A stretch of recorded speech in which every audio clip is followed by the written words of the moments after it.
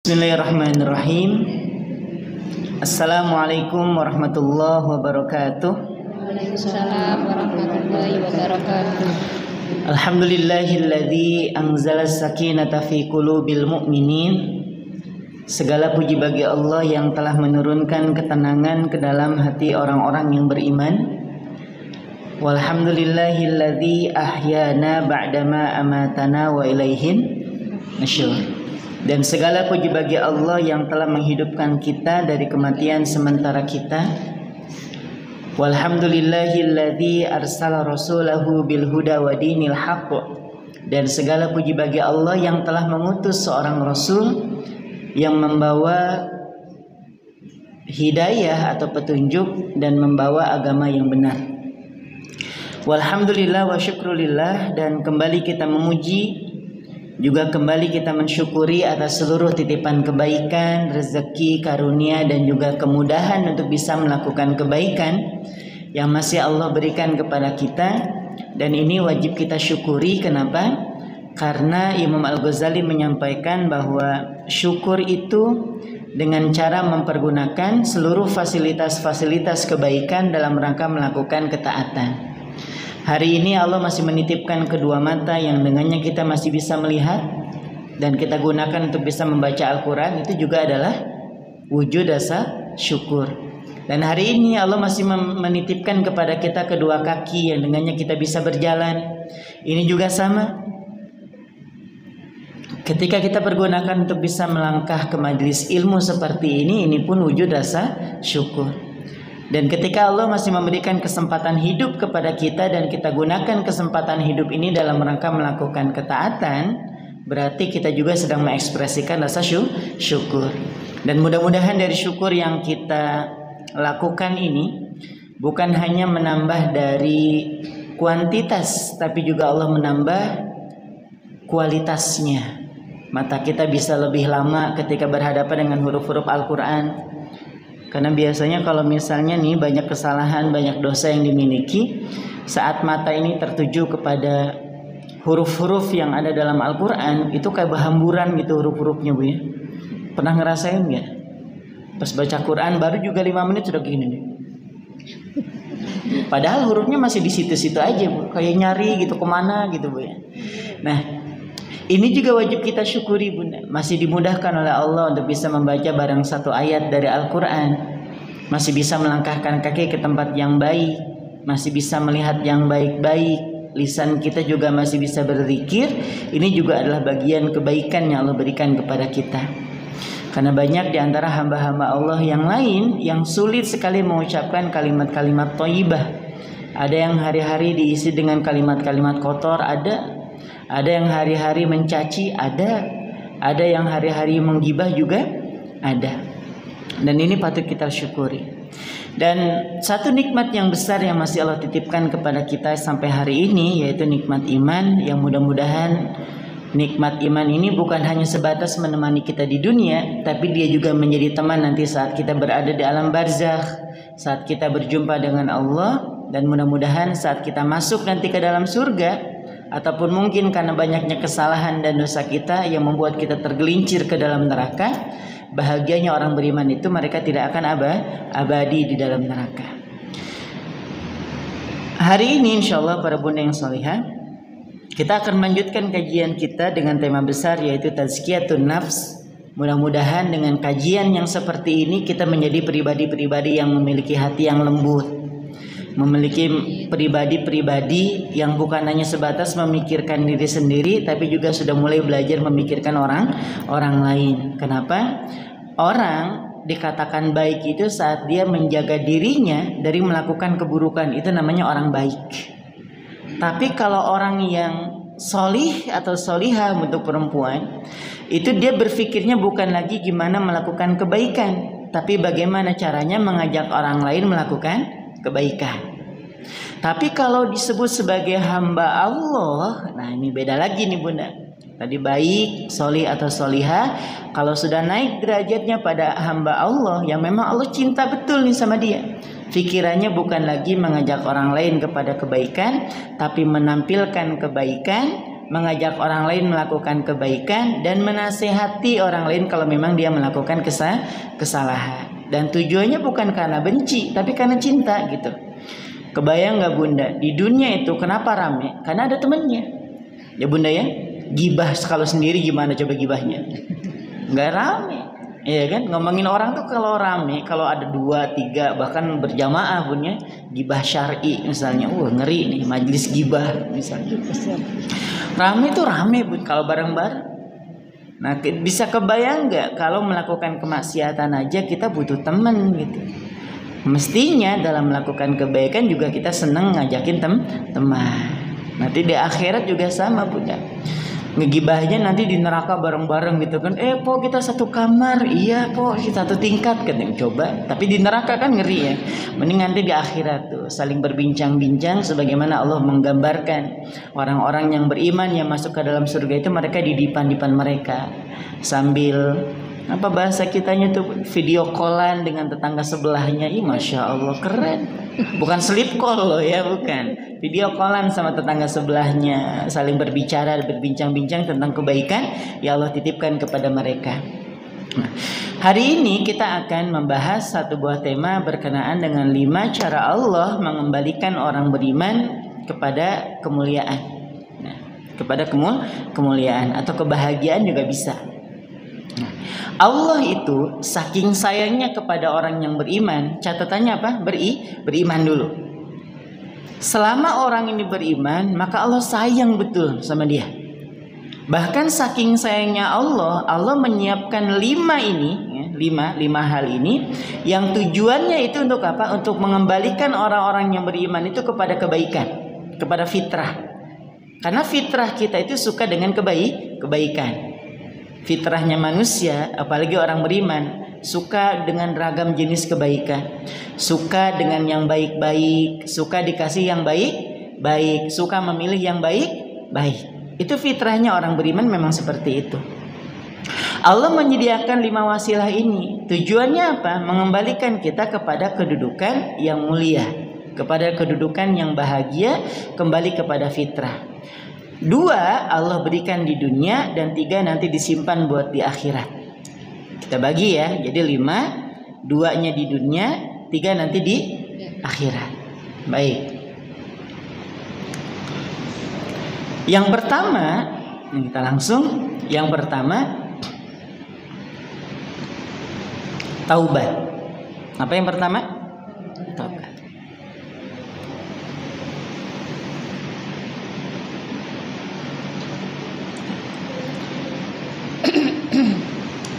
Taubat itu para bunda yang solihah, itu adalah jalur ekspres yang menghubungkan kita dengan masa lalu kita.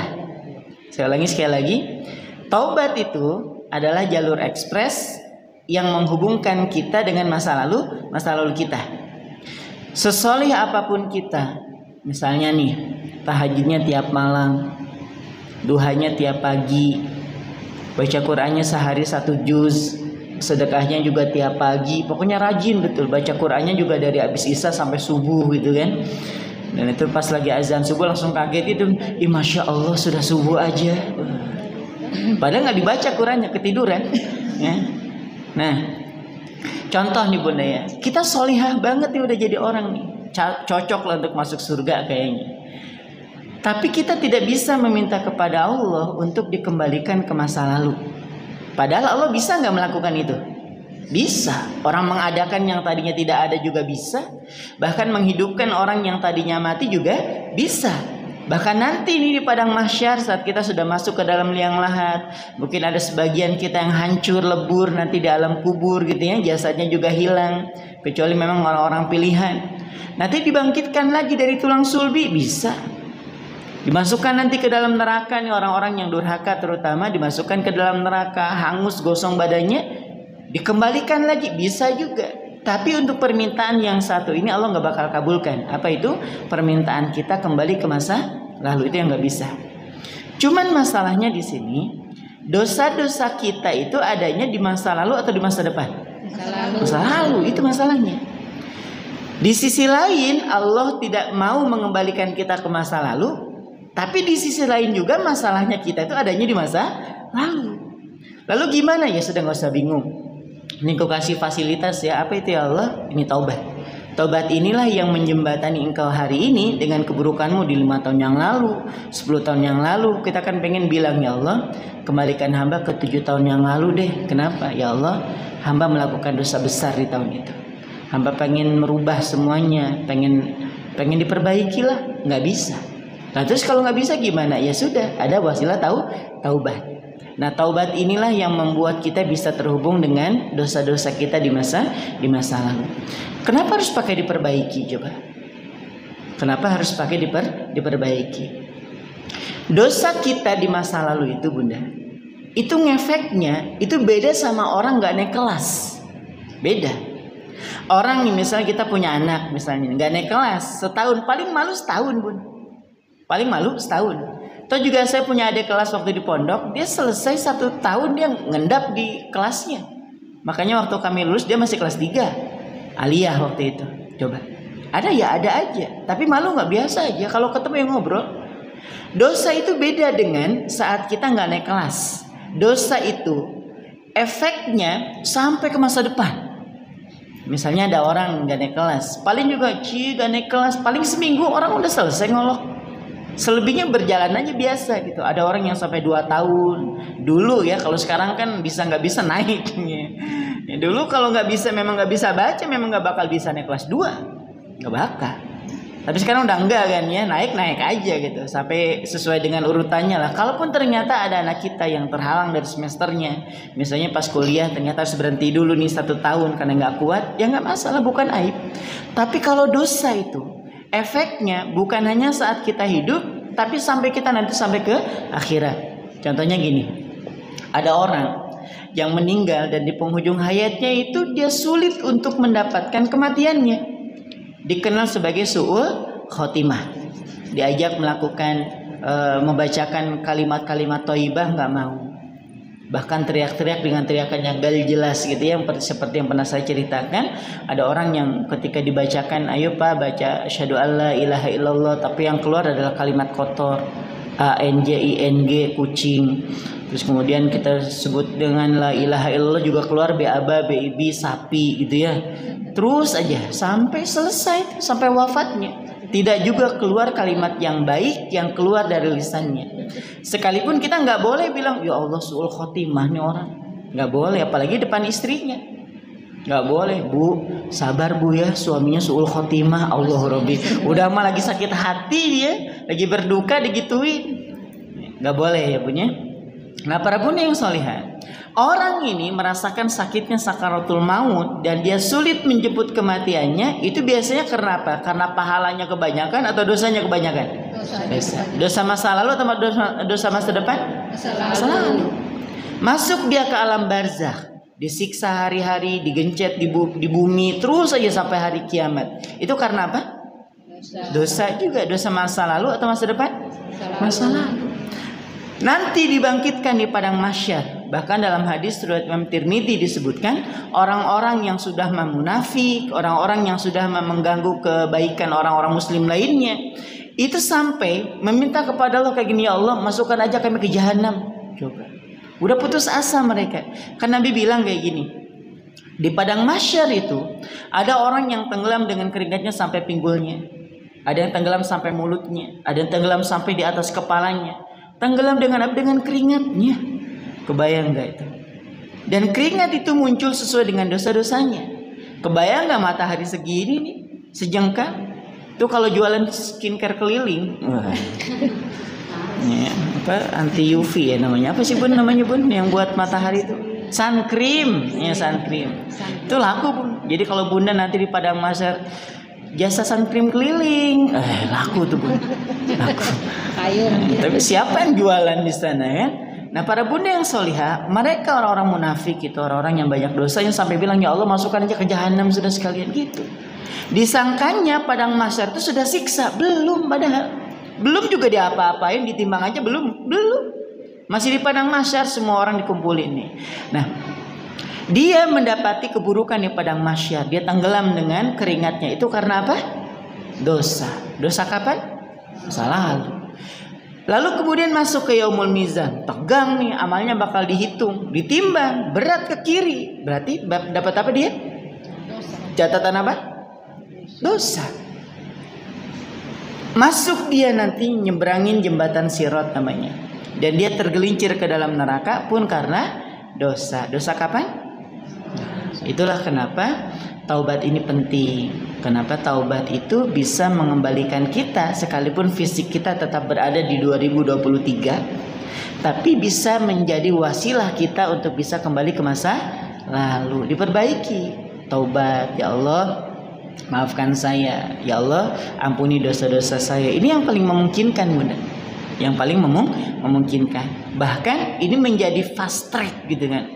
Menjadi jalur yang paling cepat untuk bisa apa? Untuk bisa mengembalikan kita kepada kemuliaan.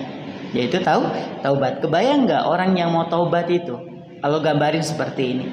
Wasari'u ila maghfiratin mir rabbikum. Bersegeralah kalian menuju ampunan Tuhan kalian. Wa jannatin 'arduhas samawat.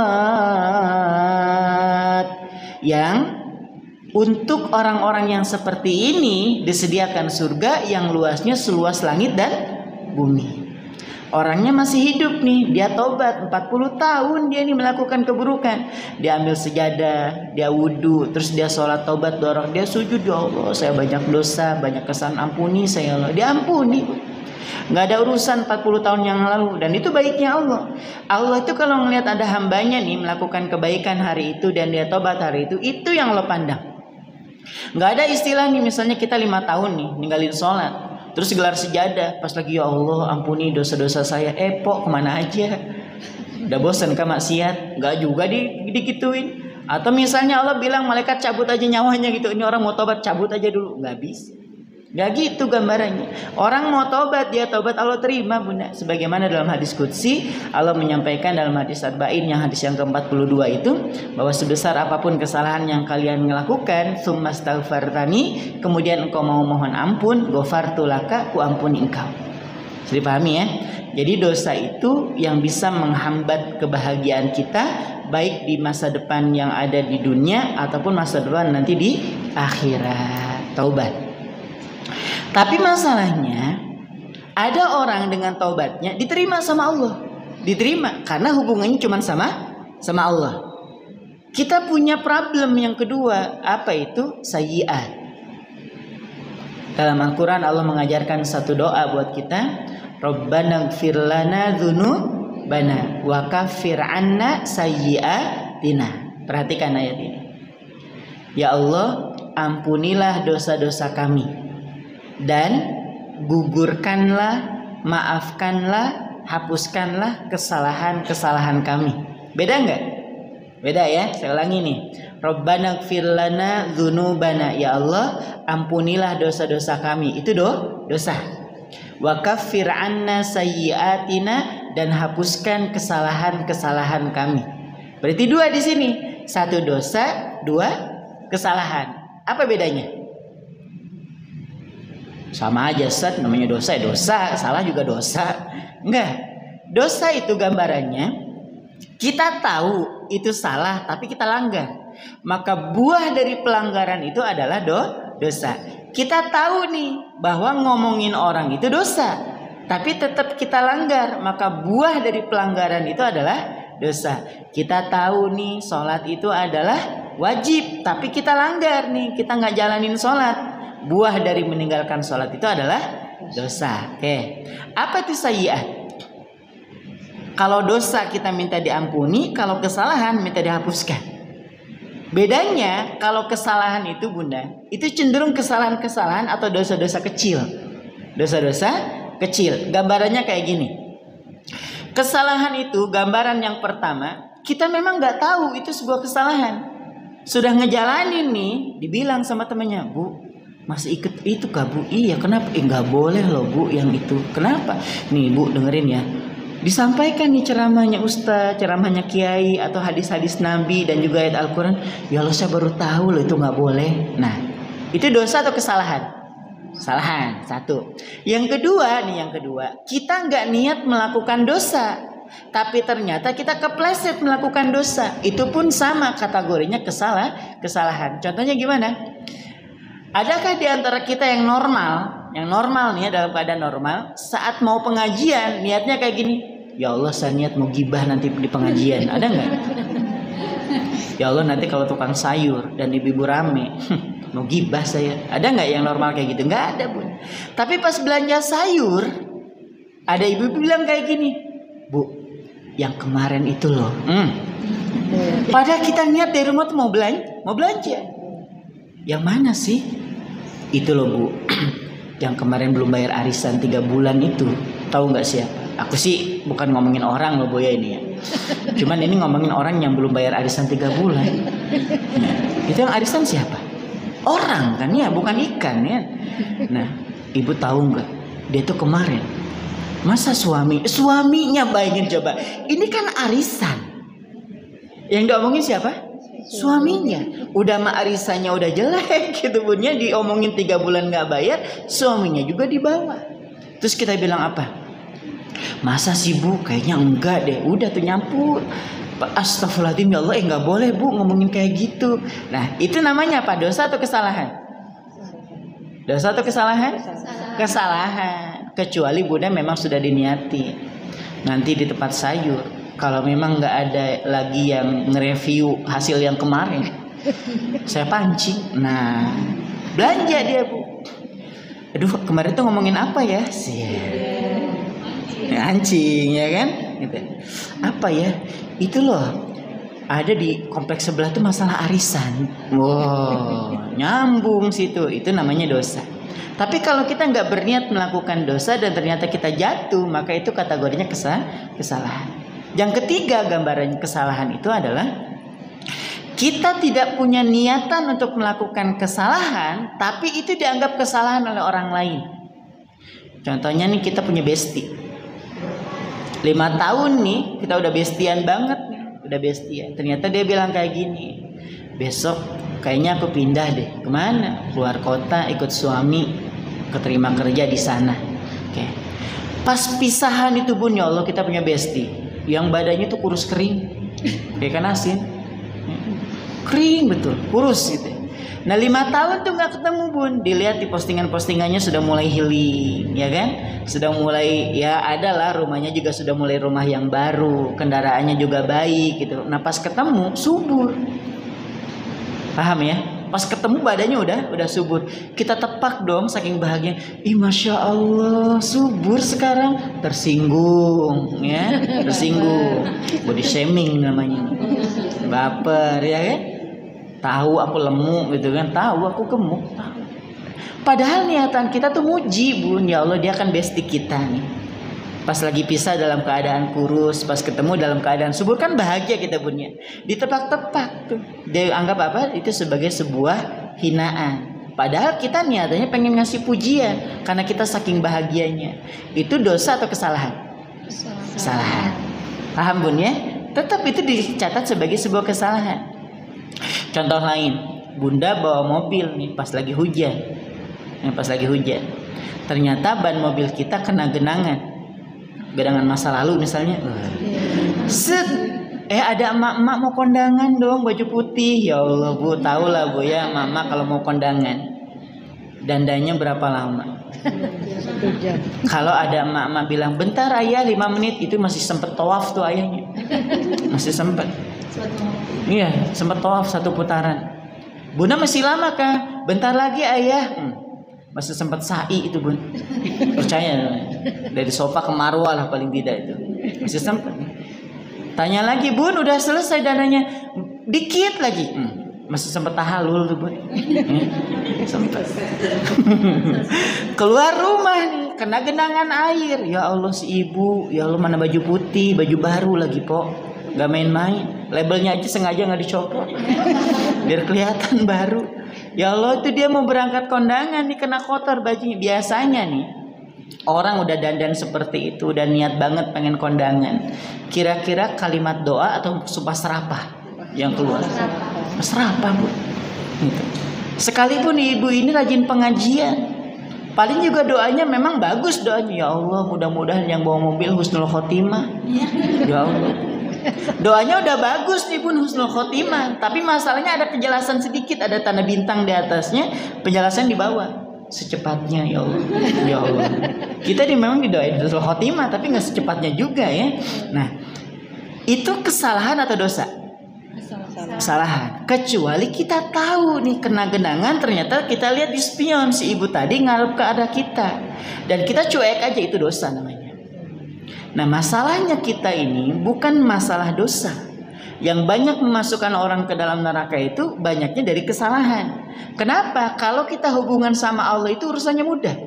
Bukan lagi memudahkan, menggampangkan dosa, bukan Bun, ya bukan. Tapi kalau hubungan kita sama Allah itu gampang betul gitu. Misalnya kita nggak sholat duhur nih tadi. Ya Allah, ampuni saya, ya Allah, saya tadi lalai nggak menjalankan sholat duhur, ya Allah, besok saya kodok. Selesai urusannya Bun, selesai. Tapi kalau sama orang panjang Bun, seriusan. Bunda punya masalah sama tetangga, belum pernah ya dibikinkan status berjilid-jilid. Udah pernah? Kelihatannya sih rajin pengajian, tapi akhlaknya masih sama aja. Status tuh Bun. Nanti besok nyambung lagi, gitu kan? Paling berubahnya juga karena ngelihat status. Coba bayangin, kita ini sebagai tetangga Bun ya, nggak ngerasa tapi kayaknya iya, dibilang iya tapi kayaknya bukan gitu ya. Ya Allah, pernah nggak dibikinkan status berjilid-jilid? Ya, mungkin ada sebagian ya, sebagian kita mungkin pernah ngerasain yang kayak gitulah, punya tetangga yang bikinkan status buat kita tapi nggak secara langsung, tapi itu berjilid-jilid Bun, sampai seminggu Bun, bersambung ya, bersambung.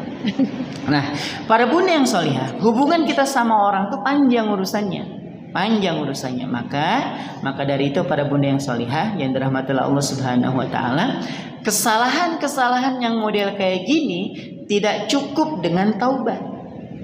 Tidak cukup dengan taubat. Sebagaimana kita punya kesalahan menyakiti perasaan orang lain, yang kita sadar ucapan kita itu menyakiti perasaan dia, dan kita nggak minta maaf dengan tobat aja, ya Allah maafkan lisan saya, Allah telah menghina saudara saya, nggak ada urusan, nggak diterima.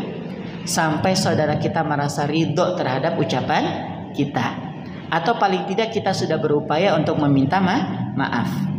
Nggak ada urusan, ya Allah saya haji tahun depan supaya engkau memaafkan kesalahan lisan ini yang telah menghina saudara hamba. Gak ada urusan dengan haji, gak ada. Minta maaf, malu ya Allah, minta maaf. Tapi kan gak ada urusan, mau haji, mau umroh, mau sedekah, gak ada urusan. Urusan sama orang selesaikan. Oke, bisa dipahami di sini ya. Nah, kesalahan-kesalahan yang seperti ini itu gak cukup dengan taubat. Ada yang kedua, apa itu? Amal solih. Nah, yang kedua itu wasilahnya adalah amal solih.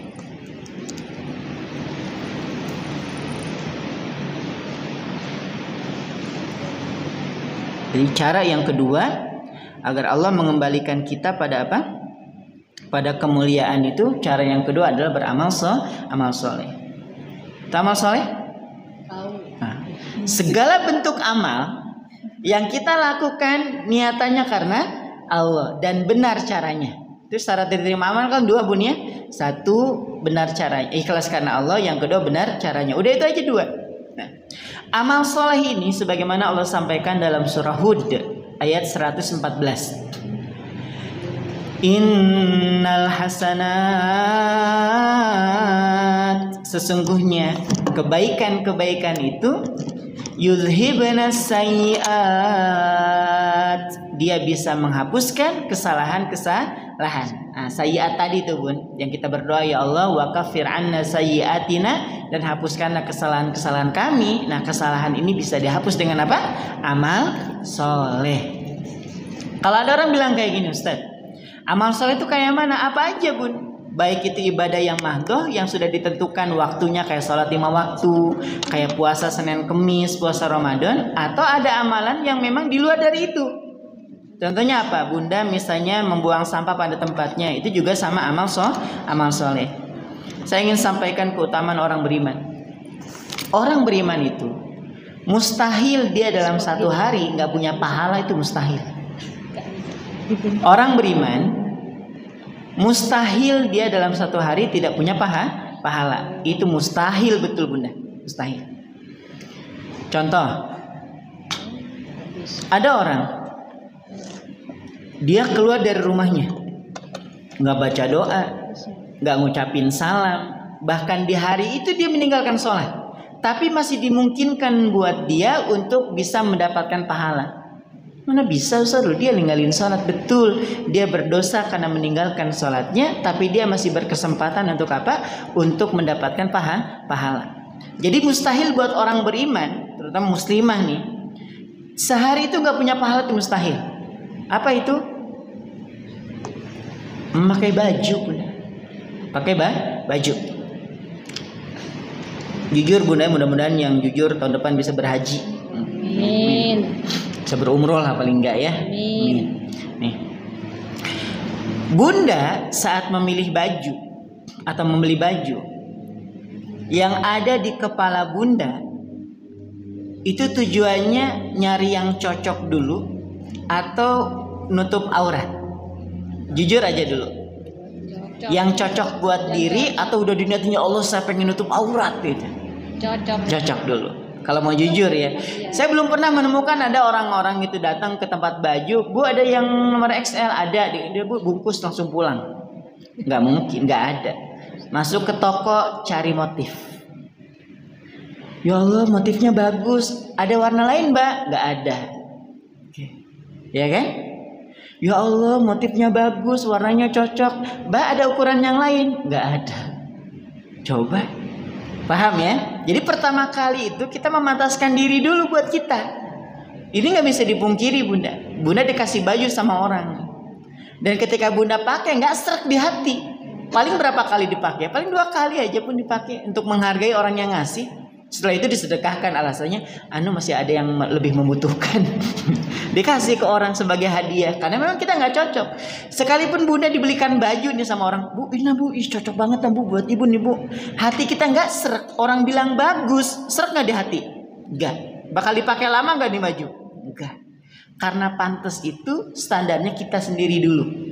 Perkara nanti orang lain bilang kayak gini, Bu warnanya kurang matching, ibu udah serak, ini bagus tahu, lama lo milihnya itu. Paham ya? Nah, Ustadz apakah kayak gitu berpahala? Berpahala Bunda. Bunda mempercantik diri, memantas-mantaskan baju dengan standarnya Bunda. Urusan orang lain urusan Bunda ya. Kecuali memang Bunda pakai beli baju yang setengah kayak gini nih, yang kelihatan udalnya, terus bilang gimana Bu cocok nggak? Orang muntah saya ngelihatnya ya, mual ngelihatnya ya. Apalagi misalnya ada tanah longsorannya misal di situ ya. Contoh Bunda, contoh.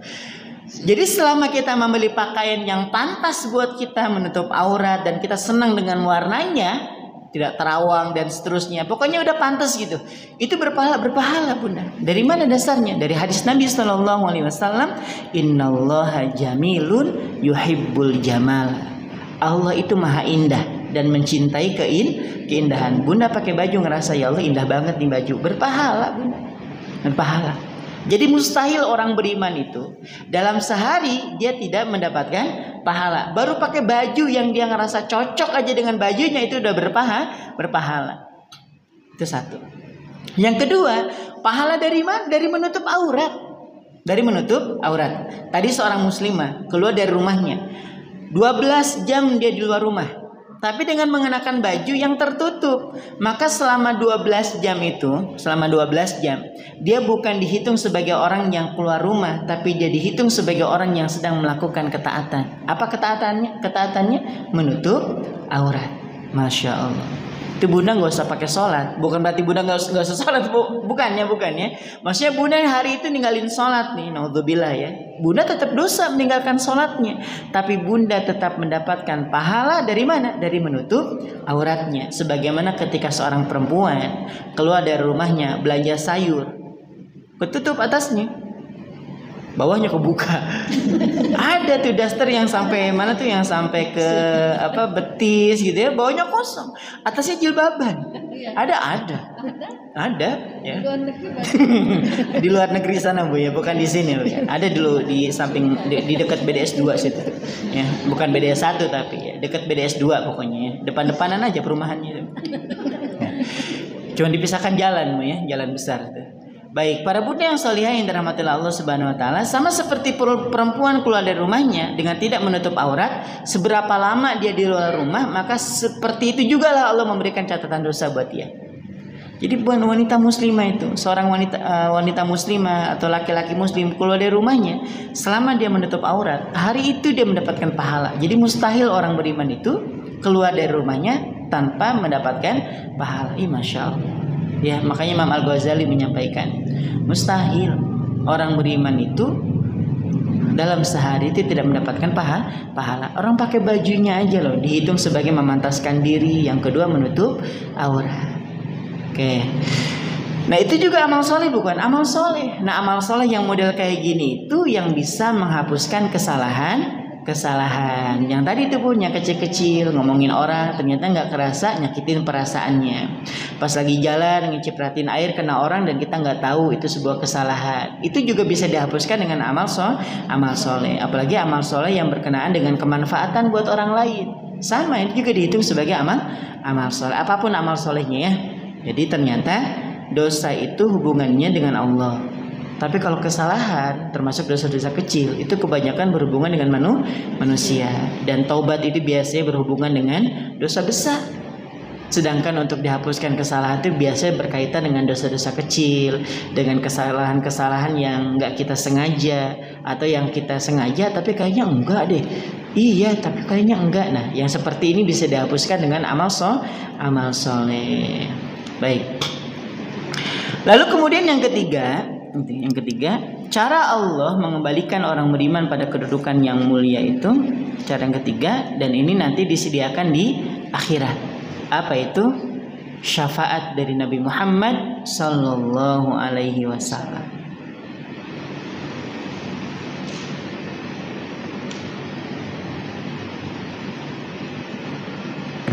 Syafaat dari baginda Nabi Muhammad sallallahu alaihi wasallam. Tahu syafaat? Apa syafaat? Pertolongan. Tidaklah orang beriman ya ditinggal wafat oleh anaknya dan dia belum masuk usia balik, lalu dia sabar karenanya, kecuali nanti dia akan menjadi hijab antara orang tuanya dengan neraka. Itu sabda Nabi sallallahu alaihi wasallam dalam hadis riwayat Imam Muslim. Tidaklah seorang ditinggal oleh anaknya nih, belum balik nih, masih usia setahun, 2 tahun, 3 tahun, meninggal. Dan orang tuanya sabar karena itu. Maka nanti di akhirat, kalau orang tuanya ini ternyata akan tergelincir masuk ke dalam neraka, nah anaknya ini nanti akan merengek di hadapan Allah. Ya Allah, dia abah saya, dia ayah saya, dia ibu saya ya Allah. Ya Allah, dia sabar waktu engkau ambil hamba ya Allah. Ya Allah, berikan kesempatan kepada hamba untuk memberikan syafaat kepada keduanya. Dan Allah berkenan, silakan berikan syafaat. Nah itu namanya syafaat. Syafaat dari baginda Nabi Muhammad sallallahu alaihi wasallam itu disebut sebagai syafaatul uzma. Syafaat yang besar. Gambarannya, Bunda punya baju, seneng betul sama baju itu Bun, seneng betul. Nah, ada istilah cuci kering pakai. Beli baju baru Bun ya, pokoknya cuci kering pakai, cuci kering pakai, gitu aja terus. Mau ganti siang, ternyata siangnya ada pengajian, nanti aja lah pulang pengajian. Mau dicuci nih Bu, nanti malam yasinan, dipakai lagi buat yasinan. Mau dicuci udah niat betul nih, besok pagi ternyata ada arisan, pakai lagi baju itu. Selesai arisan nih, ternyata habis duhur ternyata ada salawatan, dipakai terus sampai seminggu, nggak berhenti, saking sukanya sama baju. Ataupun kalaupun misalnya diajak jalan, Bu, ayo kita jalan sebentar, ayah buka lemari. Bunda nggak punya baju, bukan nggak punya baju, tapi baju yang dia suka masih ada di mesin cuci, itu aja. Bener. Nah, kita punya baju nih, seneng betul sama baju itu. Ternyata robek bagian kanannya. Datang ke tukang jahit, Bang, ini robek bisa nggak? Bisa, aman. Dipakai pantes. 2 hari kemudian robek sebelah kirinya. Ya kan, karena sering dipakai ya. Bang, bisa nggak? Bisa, aman, pakai aja, pakai, masih cakep. Itu kalau robeknya kecil Bun ya. Kebayang nggak Bunda pas lagi gosok ketiduran, bolong depan belakang. Datang ke tukang jahit, Bang, ini baju ini kesukaan saya loh. Bisa nggak nih dijahit? Kata abangnya, ya Allah bu, ini dijadikan lap aja udah syukur betul nih bu pakaian. Nggak apa, pokoknya jahit aja bang. Dijahit akhirnya tuh. Pokoknya warnanya nggak serasi, yang penting ditutup. Kebayang nggak bu? Misalnya baju hitam, tutupannya putih gitu. Apa nggak disangka sundal bolong udah pas pulang sama anaknya? Jadi memang kalau bolongnya besar itu bukan lagi ranahnya itu dijahit, bukan lagi ranahnya ditambal, tapi diganti. Nah syafaat itu taubahnya seperti seseorang yang memiliki bolong-bolong yang sedikit kayak tadi. Orang yang ketika di dunia dia tetap beramal soleh, tapi amal solehnya tidak cukup menutupi keburukannya. Nah nanti di akhirat masih punya kesempatan untuk mendapatkan syafaat ditambah. Bisa kebayang nggak, wahai Rasul, syafaati saya. Salatnya gimana? Nggak pernah, wahai Rasul. Bersalawat nggak juga. Pengajian nggak juga. Puasa Ramadan nggak. Ini bukan lagi ranah yang disyafaatin. Paham bunda ya? Jadi syafaat itu hanya sebatas menambal. Kita punya nih kesalahan, tapi kita tetap beramal soleh. Kita gibah nih, paginya gibah, siangnya tilawah, ya kan? Malamnya menggunjing, ya kan? Menggunjing orang lain nih sambil di grup gitu kan, menggunjing orang di grup bertiga, biasanya berempat, menggunjing orang lain. Nah malamnya tahajud, gitu aja terus. Paginya sedekah, siangnya gibah lagi, gitu aja terus muter. Jadi malaikat itu sibuk gitu, nyatetin ini pahala, ini dosa, pahala, gitu aja tuh sehari-hari gitu kan. Pas ditimbang sama gitu ya, pahala dan dosanya sama. Nih contoh. Nah para bunda yang solihah yang dirahmati Allah Subhanahu Wa Taala.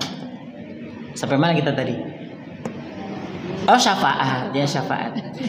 Kalau ada orang nih nggak pernah dia melakukan kebaikan, ninggalin yang wajib-wajib, tapi pas muhasabah nangisnya paling kencang. Ada nggak?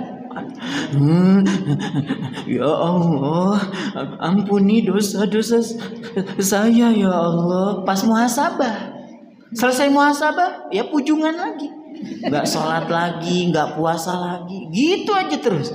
Tapi di akhirat pengen dapat syafaat. Kalau pas doa, ya Allah masukkan hamba ke surga Firdaus, po, nggak main-main doanya.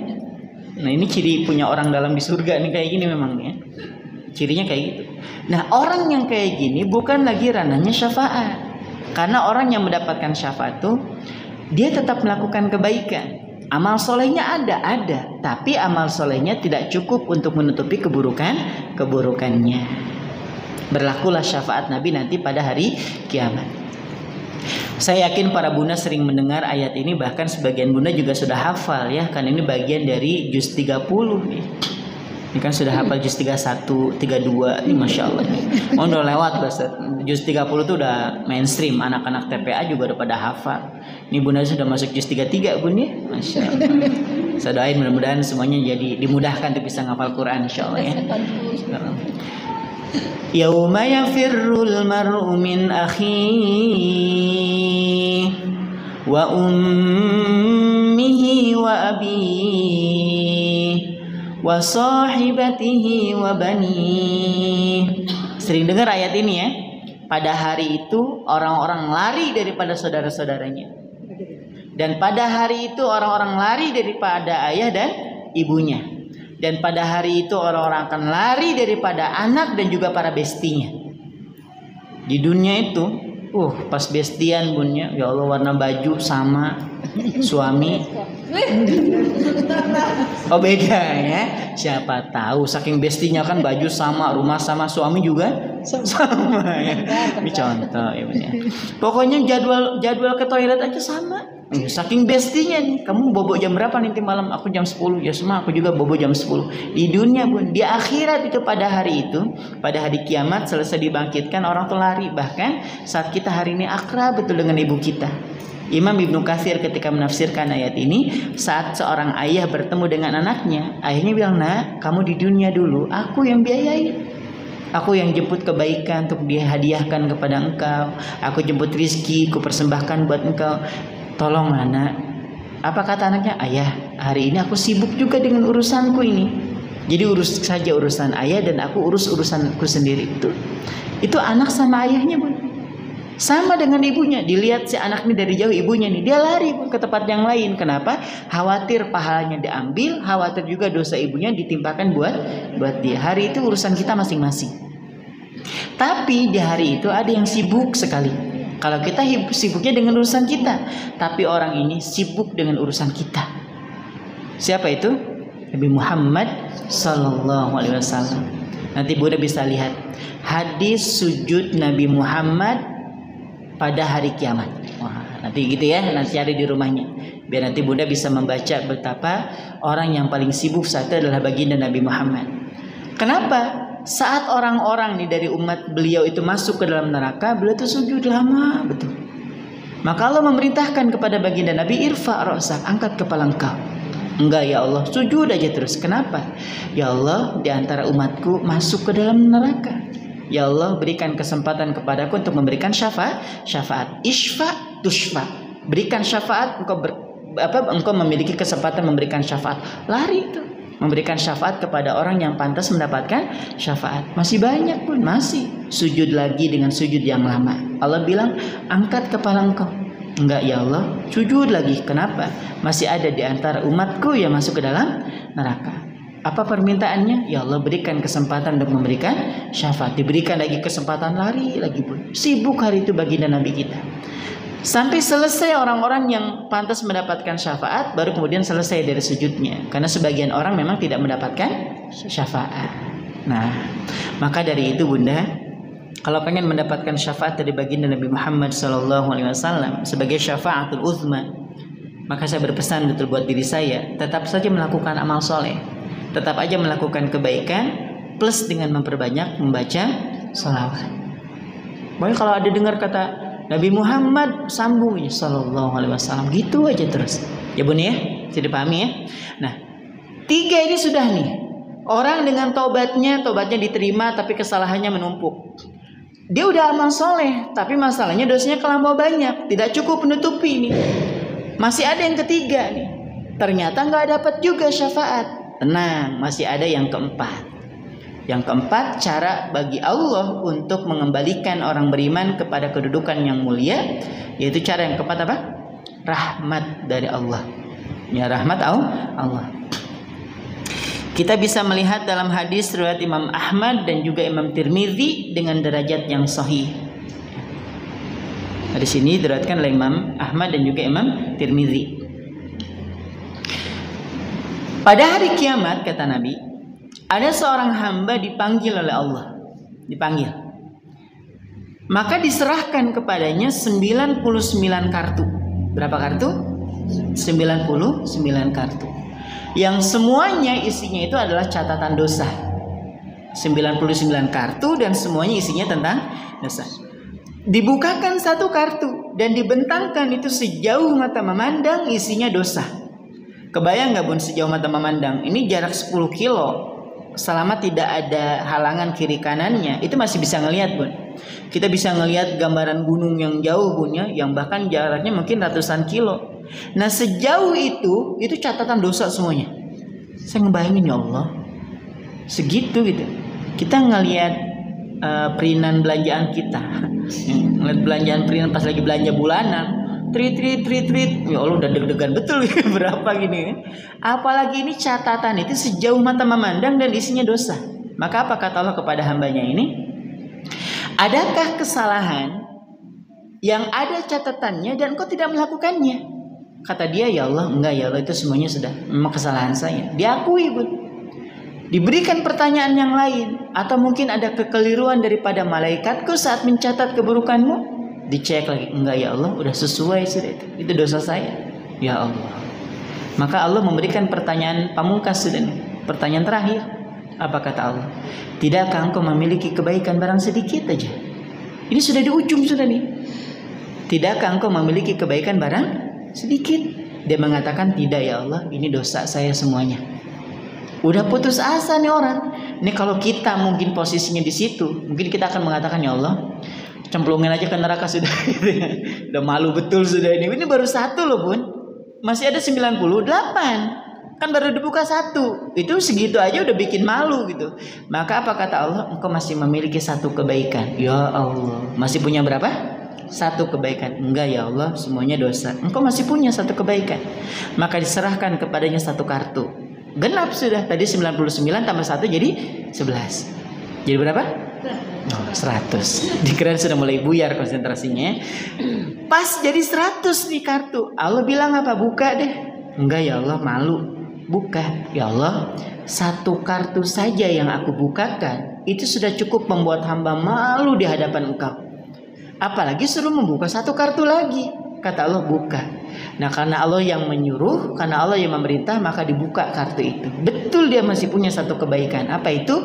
Di dalam kartu masih ada bertuliskan asyhadu alla ilaha illallah wa asyhadu anna muhammadan abduhu wa rasul. Dia masih punya iman benar. Dan dari 1 kartu ini mampu menutup 99 kartu yang semuanya isinya dosa. Tuh, itu rahmat Allah. Tapi tidak semuanya dapat. Tidak semuanya dapat. Ustaz, kalau 4-4-nya nggak dapat, berarti masih ada terakhir nih. Masih Bun, tenang. Kan 5 nih ya, 5 cara supaya Allah mengembalikan kita. Cara Allah mengembalikan orang beriman kepada kedudukan kemuliaan atau kepada kedudukan yang mulia. Cara yang kelima. 1 apa tadi yang pertama? Taubat. Nah, taubatnya diterima, dosanya diampuni, masuk surga. Yang kedua, amal soleh, ya Bun ya. Amal solehnya banyak, dosa-dosanya tertutupi, maka dia akan dimuliakan, masuk ke dalam surga. Yang ketiga apa? Syafaat. Dapat syafaat dari baginda Nabi. Amal kebaikannya banyak, tapi tidak cukup mengimbangi dosanya. Ya Bun ya, dapat syafaat, bahagia dia, mulia nanti di akhirat, masuk ke dalam surga. Yang keempat, orang ini banyak keburukannya, tapi Allah masih ngasih rahmat buat dia. Masuklah dia ke dalam surga. Yang kelima, kalau 4-4-nya nggak dapat, ada cara yang terakhir, yang kelima. Apa itu? Di laundry di neraka. Ya. Apa? Di laundry. Tulis saja sudah ya. Pokoknya di laundry di neraka ya. Tulis. Di laundry di neraka. Jangan pernah membayangkan saat Allah memasukkan orang beriman ke dalam neraka itu karena kebencian. Karena kita tidak pernah menemukan 1 asma Allah yang buruk. Semua asma Allah itu adalah asmaul husna. Semua nama-nama itu yang baik. Gak ada Allah pendendam. Ada gak dalam asmaul husna? Gak ada. Allah maha pembenci, ada? Nggak ada. Nggak bakal kita temukan. Yang ada tuh Allah maha pengasih, maha penyayang, maha pemberi ampunan, maha penerima taubat, dan seterusnya yang baik-baik semuanya. Jangan pernah membayangkan orang beriman ketika dimasukkan ke dalam neraka itu karena Allah benci. Tapi karena apa? Karena Allah sayang. Kalau Allah benci kepada orang beriman, saat Allah memasukkan mereka ke dalam neraka, masukkan, gak usah pakai dibuka tuh pintunya. Udah, masukin aja udah dalam ke neraka, gak usah dibukain pintunya, abadi di neraka. Bisa buat Allah. Tapi Allah tidak seperti itu. Allah memasukkan orang-orang beriman ke dalam neraka untuk apa? Mencuci dulu nih. Kalau sudah selesai antara urusan dia dengan dosanya, baru dia dapat kemuliaan. Apa kemuliaannya? Surga. Jadi Allah itu menyediakan fasilitas yang kelima ini bukan karena benci Bunda, karena sayang. Seperti saat tadi baju Bunda yang baru Bunda cuci, kering pakai itu tadi ya Bunda. Bunda pisahin tempat nyucinya, ya kan? Nggak bercampur dengan yang lain, takut kena lunturan warna. Dikuceknya juga ya Allah pelan betul, ya Bun ya. Dikuceknya juga pelan. Disiramnya pakai sumur 7 sumur Bun ya, bukan lagi pakai air PDAM lagi. Masya Allah, ini saking sayangnya sama baju nih. Dijemurnya juga nggak langsung kena sinar matahari, coba. Disetrikanya juga pelan-pelan. Betul Bun ya. Ya kalau di neraka jangan juga disetrikanya pelan juga ya Bun ya. Jadi dicuci sedemikian rupa itu bukan karena Bunda nggak suka dengan bajunya, justru karena Bunda suka. Supaya apa? Biar cepat kering, biar cepat wangi, biar cepat rapi, biar masuk cepat ke dalam lemari. Sama seperti saat Allah menyiksa seorang hamba orang beriman, ia masuk ke dalam neraka bukan karena Allah benci, karena Allah sayang nih, dibersihkan dulu. Makanya Bunda, sebagai penutup dari kajian kita ini, Allah itu ngecekin hari-hari Bun. Bahkan tiap detik Allah ngecekin ke surga, ke neraka itu. Adakah di antara hambaku yang beriman yang sudah selesai dengan dosanya? Ada, ya Allah, keluarkan. Ditanya lagi, adakah yang sudah selesai dengan dosanya? Ada, dikeluarkan. Hari-hari itu Bun, sampai habis menyisakan 1 orang yang Allah menyampaikan kepada malaikat, gali neraka tuh, Cari di antara hambaku yang masih memiliki iman. Masih hafal cerita ini? Gali neraka itu dan temukan di antara hambaku yang masih memiliki iman dalam hatinya. Digali sama malaikat, ya Allah udah gak ada. Orang beriman semuanya sudah masuk ke dalam surga. Kata Allah gali. Digali itu untuk kali yang kedua. Ya Allah, kami tidak menemukan apa yang kau maksudkan. Gak ada orang beriman. Sudah habis semuanya, orang gak beriman semuanya. Kata Allah gali. Sampai mana? Fidarkil asfali minan nar. Gali dia di kerak neraka yang paling dalam. Tahu asfal? Asfal, tahu asfal? Nah, itu serapan memang bahasa Arab. Warna asfal itu apa? Hitam pekat. Dicari di keraknya, bun. Keraknya neraka, digali tuh. Ketemu satu makhluk yang sudah tidak jelas lagi bentuknya sudah. Dan dia dikeluarkan dari dalam neraka sambil merangkak. Dan juga masuk surga juga sambil merangkak. Apa kebaikannya? Dia masih punya iman. Sampai finishing, bun. Gak ada lagi orang beriman dalam neraka. Baru selesai sudah. Hari-hari, bun. Diperhatiin betul orang beriman. Ada ya yang sudah selesai dengan dosanya? Ada, ya Allah, keluarin. Sudah ada yang keluar? Udah. Ini sudah ada lagi yang keluar? Sudah. Gitu aja terus sampai selesai. Itu wujud nyata betapa neraka itu diciptakan bukan untuk karena memang Allah benci, bukan. Karena Allah ingin memuliakan kita, mengembalikan kita kepada kedudukan yang mulia. Karena tadi tobat nggak diterima, amal soleh juga nggak cukup, syafaat nggak dapat, rahmat juga nggak dapat. Acara yang paling akhir yaitu dilondri di dalam neraka. Saking sayangnya Allah, bunda. Jadi kalau sudah selesai nih urusan-urusan dia dengan dosanya, barulah pantas masuk ke dalam surga. Karena memang surga itu diperuntukkan bagi mereka yang tidak memiliki dosa. Oke, sampai di sini bisa dipahami, bunda ya. Nah, mudah-mudahan nih dari 5 hal yang sudah disampaikan tadi, kita masih punya kesempatan yang 2. Apa yang 2? Taubat dan amal soleh. Ini masih bisa kita kejar karena kita masih hidup. Kalau sudah masuk ke liang lahat, udah nggak ada lagi kesempatan kajian rutin, ya bun ya. Jangan juga nekat, ya Allah, nanti kalau sudah jadi pocong ikut kajian arisan. Jangan. Kan dekat pemakaman kan ya, nah, dekat pemakaman. Nggak ada kita temukan misalnya mereka malam Jumatan kumpul itu yasinan, tuh nggak ada. Selesai. Karena sudah meninggal. Nah, kita masih hidup nih, masih ada kesempatan buat bertaubat, masih ada juga kesempatan untuk beramal soleh. Mudah-mudahan yang sederhana ini bisa memberikan manfaat buat para bunda sekalian. Kurang lebihnya mohon dimaafkan. Kalau ada yang mau ditanyakan, dipersilakan. Saya kembalikan dulu ke MC. Wassalamualaikum warahmatullahi wabarakatuh. Waalaikumsalam warahmatullahi wabarakatuh.